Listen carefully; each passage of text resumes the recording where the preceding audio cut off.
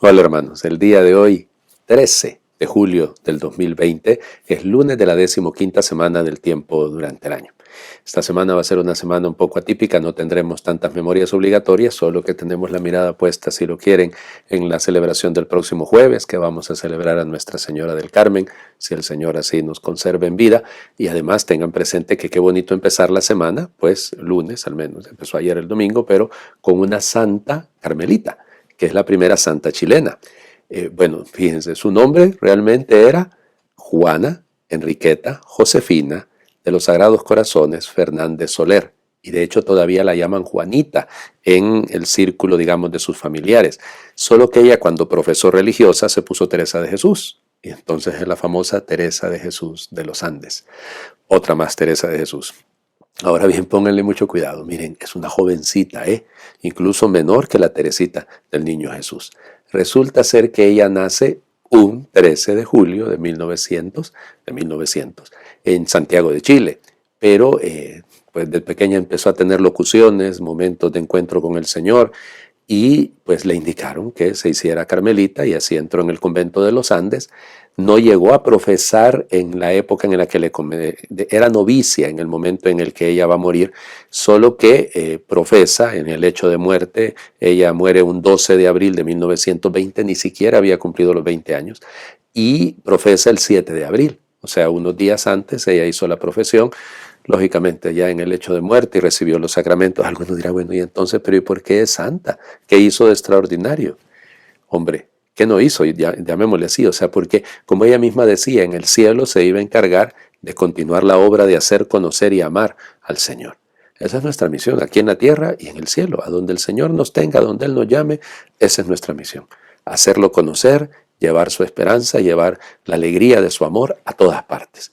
Sufrió mucho porque ella tuvo un ataque de tifus y fue la tifoidea realmente la que sufrió mucho. Pero ya les digo, un corazón dedicado a amar, enseñar a creer, a vivir en Dios. Esa es nuestra vida también, esa es nuestra vida también. Los milagros que provocaron, llamemos, que justificaron su santidad, porque evidentemente la santidad no tiene que ver necesariamente con los milagros, son interesantes. Fíjense, fue la curación para la canonización de una muchachita que se había ahogado prácticamente, y en el caso de la beatificación fue un bombero que pues tuvo un accidente terrible y fueron sus padres, la mamá y los compañeros bomberos que fueron al santuario y ahí pidieron esa gracia por intercesión de Santa Teresa de Jesús de los Andes. Bueno, vamos a las lecturas del día de hoy. El sábado debíamos haber comenzado a leer el libro del profeta Isaías, que solo lo leemos 5 días más, y no lo vamos a leer todo porque el próximo jueves es la fiesta de Nuestra Señora del Carmen. Pero es un poquito la vocación de Isaías. El sábado no lo hemos leído porque hemos tenido la celebración de San Benito, ¿no? Pero para que se ubiquen. Entonces, comenzamos a leer el libro del profeta Isaías, capítulo 1, versículos del 10 al 17. Oigan la palabra del Señor, príncipes de Sodoma, escucha la enseñanza de nuestro Dios, pueblo de Gomorra. ¿Qué me importan a mí todos sus sacrificios?, dice el Señor. Estoy harto de holocaustos de carneros y de grasa de becerros. Ya no quiero sangre de toros, corderos y cabritos. ¿Quién les ha pedido que me ofrezcan todo eso cuando vienen al templo para visitarme? Dejen ya de pisotear mis atrios y no me traigan dones vacíos ni incienso abominable. Ya no aguanto sus novilunios y sábados ni sus asambleas. Sus solemnidades y fiestas las detesto. Se me han vuelto una carga insoportable. Cuando extienden sus manos para orar, cierro los ojos. Aunque multipliquen sus plegarias, no los escucharé. Sus manos están llenas de sangre. Lávense y purifíquense. Aparten de mí sus malas acciones. Dejen de hacer el mal. Aprendan a hacer el bien. Busquen la justicia y auxilien al oprimido. Defiendan los derechos del huérfano y la causa de la viuda. Palabra de Dios. Te alabamos, Señor. Duro, ¿no? No es que está criticando el Señor la liturgia, es una liturgia vacía la que Él está criticando. Lo que está criticando son esas actitudes en las que nos conformamos con ritos, pero no tenemos el corazón puesto en la voluntad de Dios. Y por eso hay la gran comparación que hace. ¿De qué sirve tanto sacrificio, tanto rito, tanto alzar la mano, tantas fiestas? Sí, pues, y nos puede pasar a nosotros, ¿no? Haber estado llenos de tantas celebraciones, ahora ya no, pues por la misma situación de la pandemia, pero y sencillamente lejos de Dios, con una práctica externa, pero no con una práctica de la justicia social, porque esto apunta, tienen las manos manchadas de sangre, dice. Qué doloroso, ¿no? ¿Y de qué sirve invocar a Dios si realmente no tenemos a Dios en el corazón? Eso es lo que tenemos que pedirle al Señor. El Evangelio, terminamos de leer el capítulo 10 de Mateo, recuerden que es el discurso apostólico, el discurso misionero, y leemos un versículo del capítulo 11 también. En aquel tiempo Jesús dijo a sus apóstoles: no piensen que he venido a traer la paz a la tierra. No he venido a traer la paz, sino la guerra.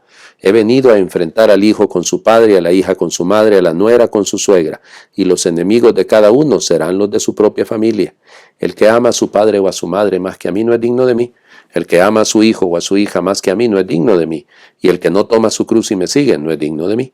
El que salve su vida la perderá, y el que la pierda por mí la salvará. Quien los recibe a ustedes me recibe a mí. Quien me recibe a mí recibe al que me ha enviado. El que recibe a un profeta por ser profeta recibirá recompensa de profeta. El que recibe a un justo por ser justo recibirá recompensa de justo. Quien diere, aunque no sea más que un vaso de agua fría a uno de estos pequeños por ser discípulo mío, yo les aseguro que no perderá su recompensa. Cuando acabó de dar instrucciones a sus 12 discípulos, Jesús partió de ahí para enseñar y predicar en otras ciudades. Palabra del Señor. Gloria a ti, Señor Jesús. Has notado, el último versículo es el que se sale, ¿no? Digamos, como síntesis de lo que ya hace el Señor Jesús. A ver, 3 cosas rápidas con esto, y disculpen, pero evidentemente la salud no está para que nos pongamos a hablar tanto. El primer elemento es esa renuncia radical. El seguimiento del Maestro implica a Él se le sigue, y por eso se renuncia a todo lo demás. Segundo, es una renuncia que ordena. O sea, no está diciendo no amen a su padre, no amen a su madre, no lo está diciendo. Lo que está diciendo es que a él hay que amarlo más que. Y luego, tercero, es esa actitud de entender que quien recibe a un profeta, a un justo, es decir, está llamando de alguna manera el Señor Jesús a sus seguidores, sus discípulos, son profetas, son personas justas. Entonces, quien quiera que colabore, contribuya con esta misión de los seguidores del Señor, no se va a quedar sin recompensa. Miren, lo primero que tenemos que hacer es orar. Y orar mucho, mucho, mucho por los que tienen responsabilidades en la iglesia, por el Papa, por los obispos, los sacerdotes, en fin, por todos. Hay que orar. No dejen de orar, por favor, por nosotros. Pero luego, en la medida de nuestras posibilidades, no dejemos de echar una mano en la misión. Terminemos haciendo oración. Jesús nos ha dicho: quien quiera guardarse su vida la perderá, y quien la gaste por mí la recobrará en la vida eterna. Pero a nosotros nos da miedo gastar la vida, entregarla sin reservas. Un terrible instinto de conservación nos lleva hacia el egoísmo y nos atenaza cuando queremos jugarnos la vida. Tenemos seguros por todas partes para evitar los riesgos, y sobre todo está la cobardía.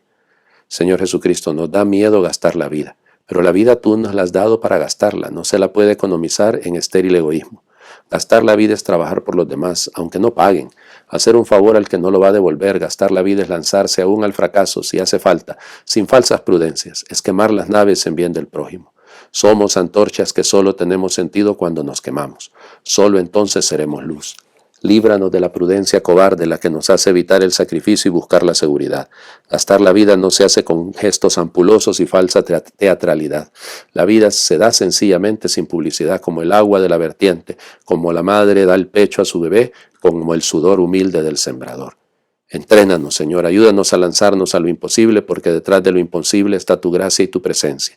No podemos caer en el vacío. El futuro es un enigma, nuestro camino se interna en la niebla, pero queremos seguir dándonos porque tú estás esperando en la noche con 1000 ojos humanos rebosando lágrimas. Amén. Que Dios les bendiga. Feliz lunes para todos.